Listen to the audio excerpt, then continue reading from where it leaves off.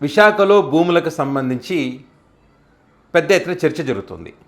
ఈ చర్చ జరగడానికి ప్రధాన కారణం ఊర్సా క్లస్టర్ కంపెనీకి చంద్రబాబు నాయుడు గారు వేల కోట్ల విలువ చేసేటువంటి భూమిని టీసీఎస్ పక్కనే కేటాయించడంతో మరి అసలు కంపెనీ ఏంటి, ఈ కంపెనీ డైరెక్టర్లు ఎవరు, ఈ కంపెనీ చరిత్ర ఏంటి అని చెప్పి చాలామంది తెలుసుకునేటువంటి ప్రయత్నం చేస్తూ ఉన్నారు. సో ఈ ది వైర్ అనే పత్రిక కూడా దీనికి సంబంధించినటువంటి నిజాలను బయటపెట్టేటువంటి ప్రయత్నం చేసింది. అదేవిధంగా చాలామంది ఈ కంపెనీ ఎక్కడిది, ఎప్పుడు స్థాపించారు, దీని చరిత్ర ఏంటని తెలుసుకునేటువంటి ప్రయత్నం గ్రోక్లో కూడా, ఆర్టిఫిషియల్ ఇంటెలిజెన్స్లో కూడా తెలుసుకునేటువంటి ప్రయత్నం చేస్తూ ఉన్నారు. మరి గ్రోక్ కూడా కొన్ని సంచలన నిజాలు బయటపెట్టింది. ది వైర్ పత్రిక అదేవిధంగా గ్రోక్లో వచ్చినటువంటి వివరాలను కనుక ఒకసారి మనం పరిశీలిస్తే, సాధారణంగా ఎవరైనా ఒక భూమిని, ఒక ప్లేస్ని ఎక్కడైనా లీజ్కి ఇవ్వాలంటే ఆ వ్యక్తుల యొక్క వివరాలు, పూర్తి వివరాలు, మరి వాళ్ళ గతంలో ఎక్కడ పనిచేస్తారు, మొత్తం డీటెయిల్స్ అన్నీ తెలుసుకున్న తర్వాత మనం ఒక 5 సెంట్లు కానీ, 10 సెంట్లు కానీ, ఒక 20 సెంట్లు కానీ, లేదా ఒక 50 సెంట్లు కానీ, ఒక ఎకరా భూమి కానీ, అవన్నీ వివరాలు పూర్తిగా తెలుసుకున్న తర్వాతనే వాళ్ళకి లీజుకి ఇస్తాం మనం. అలాంటిది ఒక ప్రభుత్వం, అది కూడా విజనరీ కలిగినటువంటి ఒక నాయకుడు రాష్ట్రానికి ముఖ్యమంత్రిగా ఉన్నప్పుడు, మరి ప్రభుత్వ భూములు వాళ్ళకు కేటాయించేటువంటి క్రమంలో, అది కూడా వేల కోట్లు విలువ చేసేటువంటి భూములు 99 పైసలకే కేటాయిస్తున్నప్పుడు మరి కంపెనీ యొక్క వివరాలు తెలుసుకోవాలి కదా. ఆ కంపెనీ కార్యకలాపాలు ఏంటి, గతంలో ఏ రకంగా చేసింది, మరి గతంలో ఏమన్నా వీళ్ళు ఉద్యోగ కల్పన చేశారా, ఉద్యోగ అవకాశాలు కల్పించారా, మరి గతంలో ఎక్కడెక్కడ పనిచేసింది, దీని వెబ్సైట్ ఏంటి, దీని ఫోన్ నెంబర్ ఏంటి, రిజిస్ట్రేషన్ ఎప్పుడు చేశారు, ఇలాంటి పూర్తి వివరాలు తెలుసుకున్న తర్వాత ఆ కంపెనీకి భూములు కేటాయించాలి. కానీ ఇవేమీ తెలుసుకోకుండా ఊరు పేరు లేనటువంటి కంపెనీకి, కనీసం ఆఫీసు కూడా లేనటువంటి కంపెనీకి, ఫోన్ నెంబర్ కూడా లేనటువంటి కంపెనీకి, గూగుల్ వెతికితే దొరకనటువంటి వెబ్సైటు, అలాంటి కంపెనీకి మరి వేల కోట్లు విలువ చేసేటువంటి భూములు మరి ఏ రకంగా కేటాయిస్తారు చెప్పండి. చంద్రబాబు నాయుడు గారు కేటాయించారు. ఇదేంది అని అడిగితే, ఇదిగో మేము ఉద్యోగ అవకాశాలు కల్పించాలని చెప్పి, పరిశ్రమలు రావాలని చెప్పి వాళ్ళందరినీ, పెట్టుబడిదారులని అడుక్కొని వచ్చి పెడతా ఉంటే ఈ రకంగా మమ్మల్ని బదనాం చేస్తారా అని అంటారు.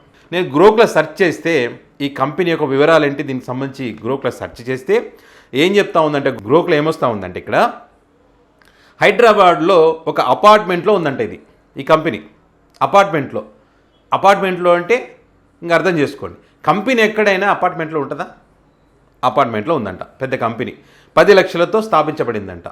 అదే డైరెక్టర్లు వచ్చేసి సతీష్ అబ్బూరి, కౌశిక్ పెందుర్తి డైరెక్టర్లు, వీళ్ళిద్దరి పేర్లు. కానీ ఇది కన్ఫర్మ్ కాదని చెప్తా ఉంది గ్రోక్లో. ఎవరు కౌశిక్ పెందుర్తి అనే వ్యక్తి డైరెక్టర్గా ఉన్నారా లేదనేటువంటి ఒక క్లారిటీ అయితే లేదు. అదేవిధంగా ఎప్పుడు స్థాపించబడింది కంపెనీ, ఏప్రిల్ 2025 10వ తారీఖు, ఏప్రిల్ 10వ తారీఖున ఆంధ్రప్రదేశ్ స్టేట్ ఇన్వెస్ట్మెంట్ ప్రమోషన్ బోర్డుతో ఒప్పందం చేసుకున్నారంట. విశాఖ ఐటీ పార్కులో 3.5 ఎకరాల్లో, అదేవిధంగా కాపులపాడులో 56 ఎకరాల్లో ఈ కంపెనీకి భూములు కేటాయించడం జరిగిందంట. అంటే ఏఐ డేటా సెంటర్ కోసం దీన్ని కేటాయించారంట. వాళ్ళు 5,729 కోట్ల రూపాయల ప్రతిపాదనను మరి వీళ్ళ దగ్గరికి తీసుకొచ్చారంట. తీసుకురావడంతో మరి వీళ్ళకు 59 ఎకరాలు 1,000 కోట్లకు పైగా అని చెప్పి కొంతమంది అంటారు, 3 కోట్ల విలువ చేసేటువంటి భూమి అని మరి కొంతమంది అంటున్నారు. ఇట్లా వాళ్ళకు భూమి కేటాయించినటువంటి పరిస్థితి అని చెప్పి గ్రోక్లో చెప్తా ఉంది. అంటే కనీసం దీనికి సంబంధించి కంపెనీ ఉనికి కానీ, మరి కార్యకలాపాలు కానీ, దీనికి సంబంధించిన సమాచారం కానీ, అధికారికంగా వెబ్సైట్లు కానీ, కంపెనీ వెబ్సైట్ ఉంటుంది కదా, ఆ వెబ్సైట్ కానీ ఇవేవి కూడా లేనటువంటి కంపెనీకి, అంటే ఊరు పేరు లేనటువంటి కంపెనీకి మరి ఇన్ని వేల కోట్ల భూమి ఎట్లా ఇచ్చారనేటువంటిది ప్రతి ఒక్కరికి ఖచ్చితంగా అనుమానాలు వస్తాయి.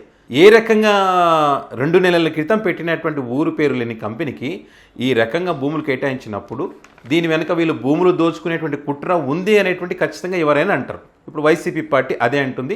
వైసీపీ పార్టీ ఆ మాట అంటే వీళ్ళు ఏమంటారంటే, ఓర్వలేకపోతున్నారు, మీ ఆయంలో కంపెనీలన్నీ పోయినాయి, మా ఆయంలో కంపెనీలు వస్తే తట్టుకోలేకపోతున్నారు అని కామెంట్ చేస్తూ ఉన్నారు. మరి వీళ్ళు ఇచ్చేటువంటి ఉద్యోగాలన్నీ, ఒకరేమో 5,000 ఉద్యోగాలు అంటారు వాళ్ళ దాంట్లో, ఒకరేమో 10,000 ఉద్యోగాలు అంటారు. P4లో భాగంగా కొన్ని కుటుంబాలను దత్తత కూడా తీసుకుంటారని చెప్తారు. ఈ కంపెనీ తీసుకురావడం కోసం నారా లోకేష్ గారు చాలా కష్టపడ్డారంట. మరి అసలు ఊరు పేరు లేని కంపెనీ తీసుకురావడానికి ఇంత కష్టపడ్డారా అర్థం కాలేదు. మరి ఏదైతే ఇప్పుడు చర్చ జరుగుతోందో, ఏదైతే ఇంతమంది అనుమానిస్తూ ఉన్నారో, ఈ కంపెనీ అసలు లేదు, ఊరు పేరు లేని కంపెనీ, మీరు భూములు దోచుకోవడం కోసం ఇదంతా కుట్ర చేస్తూ ఉన్నారు, మీరు ఏర్పాటు చేసినటువంటి కంపెనీ అనేది ఏదో చెప్తా ఉన్నారో మరి అది నిజమా కాదా అని చెప్పాల్సినటువంటి బాధ్యత మీ పైన ఉంటుంది. చాలామంది తెలుసుకునే ప్రయత్నం చేసి ఇటు ఆర్టిఫిషియల్ ఇంటెలిజెన్స్ గ్రోక్లో ఏమీ లేదు సమాచారం, ది వైర్ కథనం కూడా వచ్చినటువంటి క్రమంలో మరి చాలామంది కూడా అనుమానాలు ఇంకా పెరుగుతూ ఉన్నాయి. మరి గూగుల్లో సెర్చ్ చేసి కూడా దీనికి సంబంధించి ఎక్కడా లేదు. జగన్ గారి హయాంలో ఏదన్నా ఒక అర్ధ సెంటు ఏదన్నా భూమి ఇట్లా పోయిందంటే ఈ పత్రికలు కానీ వీళ్ళు కానీ ఉబ్బెత్తున లేసేటువంటి వీళ్ళు, పెద్ద ఎత్తున మాట్లాడేటువంటి వీళ్ళు మరి ఈ విషయంలో మాత్రం సైలెంట్గానే ఉన్నారు. మరి ఎందుకు అంటే మరి ఇదే నిజం అనుకోవడానికి అవకాశం ఉంటుంది. కాబట్టి దీనికి క్లారిటీ ఇవ్వాల్సిన బాధ్యత ప్రభుత్వం పైన ఉంది, ఈ నాయకుల పైన కూడా ఉంది. కావాలంటే మీరు కూడా ఊర్సా క్లస్టర్ కంపెనీకి సంబంధించి ఇది నిజంగా ఉందా అని చెప్పి మీరు గ్రోక్లో సెర్చ్ చేయండి. చంద్రబాబు నాయుడు గారు భూములు కేటాయించినటువంటి ఊర్సా కంపెనీ వివాదం ఎందుకని సెర్చ్ చేయండి. దానికి సంబంధించిన వివరాలన్నీ కూడా గ్రోక్ చెప్తుంది. అదేవిధంగా తెలంగాణ ప్రభుత్వం కూడా వీళ్ళు ఒప్పందాలు చేసుకున్నారు అటు ఇటు రెండు రాష్ట్రాల్లో. సో ఎప్పుడైతే వైఎస్ఆర్ కాంగ్రెస్ పార్టీ ఈ ఊర్సా క్లస్టర్ కంపెనీకి సంబంధించి ఊరు పేరు లేని కంపెనీ భూములు కొట్టేయడానికే మరి 2 నెలల క్రితం వచ్చినటువంటి కంపెనీకి భూములు కేటాయించారు, 1000 కోట్ల విలువైనటువంటి భూములు అని చెప్పి వైఎస్ఆర్ కాంగ్రెస్ పార్టీ చెప్పిన తర్వాత ఇటు తెలంగాణ రాష్ట్రంలో కూడా బీఆర్ఎస్ పార్టీ మరి తెలంగాణ ప్రభుత్వంతో చేసుకునే ఒప్పందానికి సంబంధించి ఈ ఊర్సా క్లస్టర్ కంపెనీకి సంబంధించి వీళ్ళు కూడా పెద్ద ఎత్తున ప్రశ్నిస్తూ ఉన్నారు. ఇక్కడ కూడా తెలంగాణ రాష్ట్రంలో భూములు కొట్టేసేటువంటి ప్రయత్నం జరుగుతూ ఉంది. రేవంత్ రెడ్డి ఇటు తెలంగాణ రాష్ట్రంలో, అదేవిధంగా చంద్రబాబు నాయుడు గారు అక్కడ ఆంధ్రప్రదేశ్ రాష్ట్రంలో ఈ రకంగా భూములు కొట్టేసేటువంటి ప్రయత్నం జరుగుతూ ఉందనేటువంటిది వీళ్ళు ఆరోపణలు చేస్తున్నారు. సో మొత్తానికైతే ఊర్సా క్లస్టర్ కంపెనీ ఊరు పేరు లేదు, హైదరాబాద్ అపార్ట్మెంట్లో ఉందని చెప్తా ఉన్నారు అడ్రస్, కానీ అక్కడ ఒక ఫ్యామిలీ నివసిస్తుందని చెప్పి కూడా ఈ గ్రోక్లో కానీ ది వైర్లో కానీ సోషల్ మీడియా వేదిక కానీ వైఎస్ఆర్ కాంగ్రెస్ పార్టీ కానీ బీఆర్ఎస్ పార్టీ నాయకులు కానీ చెప్తున్నారు. ఎందుకంటే వీళ్ళు ప్రతిపక్షంలో ఉన్నారు కాబట్టి ఈ కంపెనీ ఎక్కడుంది ఏందని వెతుకుతున్నటువంటి క్రమంలో మరి అడ్రస్ దొరకట్లేదు. ఇట్లా అడ్రస్ లేని కంపెనీకి 1000 కోట్ల రూపాయలు ఎట్లా ఇస్తారు? సో అదే వీళ్ళు ప్రశ్నిస్తూ ఉన్నారు. సో ఆ ప్రశ్నలకు ఆన్సర్ ఇవ్వాల్సింది ప్రభుత్వమే. మరి చూద్దాం ఏం చేస్తారన్నది. ఈ ఊర్సా క్లస్టర్ కంపెనీకి సంబంధించి ఇంకా సమాచారం కావాలనుకుంటే కనుక ఖచ్చితంగా ఆర్టిఫిషియల్ ఇంటెలిజెన్స్ గ్రోక్ని అడగండి, అనేక విషయాలు మీకు తెలుస్తాయి.